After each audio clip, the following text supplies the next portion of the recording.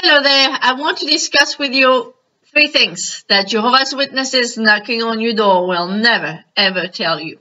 By the way, there are way more than three things, but I like to keep my videos short and to the point, so I'm going to mention only three things in this video. I'll do other videos with other different things. Number one, they will never tell you about shunning. If you leave the organization for one reason or another, it doesn't matter actually for what reason you leave the congregation. Anyone that is in the organization, whether it's your close family, your relatives, or your friends in the congregation, they will shun you. They will not speak to you as little as saying hello. You will be as dead for them. My own brother is treating me as if I were dead now. And that's very, very difficult. And I'm not someone that is not strong, believe me. I'm a life coach and I help other people to be strong. And still, it's not easy for me. Now, if you are weak and you go through this, you may as well kill yourself. And unfortunately, some people have. So it is something very, very serious.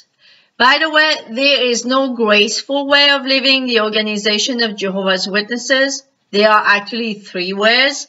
Either you disfellowship because you committed a sin, you broke the rule, and you are disfellowshipped, or you decide to send a letter of disassociation saying you do not want to be known as one of Jehovah's Witnesses anymore, or like me, you just fade away.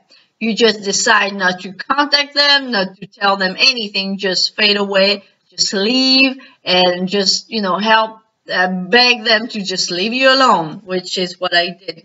Either way, I was very shortly after that, after fading just a couple of months, my brother already had started to accusing me of apostasy and shunned me. And he has shunned me, him and my aunt, forever since then. I've never spoke to them again after that. And my mother is the only one who has not shunned me because my mother loved her children, no matter what religion she was in, more than God. So she had not shunned me, but unfortunately, she was diagnosed with Alzheimer's. So not even 2 years after I faded away, she was starting to lose her memory and, mental ability. So I lost her also that way. So you need to remember about number one, very, very important, a big, big problem. And one of the major reasons why there is so much apostasy videos out there, that's why I started, by the way, shunning, an ugly, ugly thing. Jehovah's Witnesses knocking on your door and talking to you about God's love, God's Holy Spirit, actually shun and treat their own relatives, close friends, and family like a piece of trash if they leave the organization. So you need to know that, and you need to share this video if you know anyone studying the Bible with them right now. Number two, critical thinking. If you have a tendency to be a critical thinker already, like I was, and become one of Jehovah's Witnesses, there's going to be some problems, okay?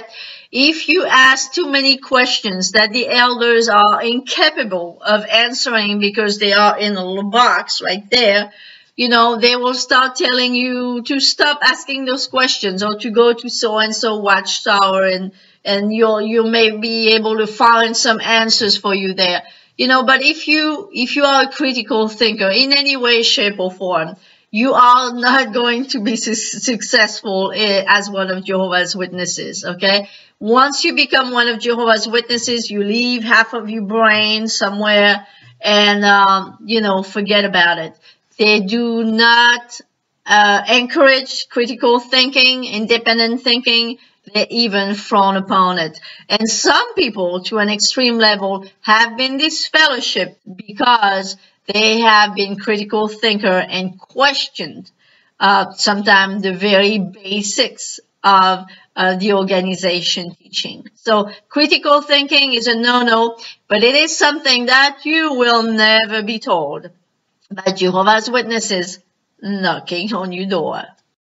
And number 3, pedophilia.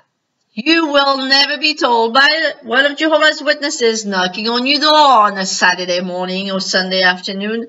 Oh, by the way, you may or may not be sitting right next to a pedophile. The reason why is that most of the time they do not know. There are some congregations, actually maybe 1 or 2 elders or even no elders may know that there's actually a pedophile in their congregation. Because actually when it comes to pedophilia, the organization of Jehovah's Witnesses have been way worse than the Catholic Church. And that was told by, the police itself. One of the investigator I've heard in a documentary, I don't know what city, but somewhere in the United States. They are the worst when it comes to pedophilia.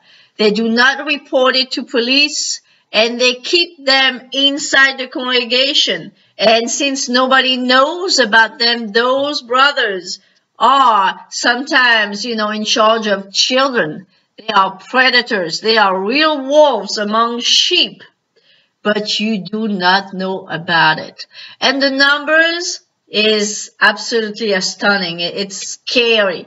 It goes into the thousands. Over 23,000 cases within the past 10 or so years of pedophilia cases that have not been reported to police, but that have been uncovered. And it's scary. So just remember that when they knock on your door on Saturday morning, they will not tell you that, by the way, if you do come to our congregation, if you do become one of Jehovah's Witnesses, you may or may not know be sitting right next to a pedophile.